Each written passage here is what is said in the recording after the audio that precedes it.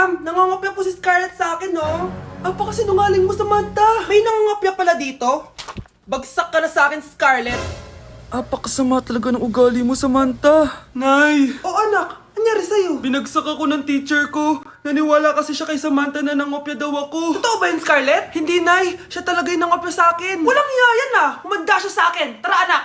A few moments later. Ma'am, bakit niyo po kami pinatawag dito? Eh kasi ang anak mo, sinungaling. Siya naman talaga yung nangopya kay Scarlett eh. Hindi po totoo yan. Para malaman natin kung sino nagsasabi ng totoo sa inyong dalawa, mag-quiz na lang kayo ulit. Patay ako nito. Humanda ka ng mapahiya, Samantha. Okay, time's up. Pass your papers. Scarlett, naka-perfect ka. Yes! Talino talaga ng anak ko. Samantha, wala kang tamang sagot. Ikaw talaga ang totoong nangungopya. Nakakahiya ka, Samantha.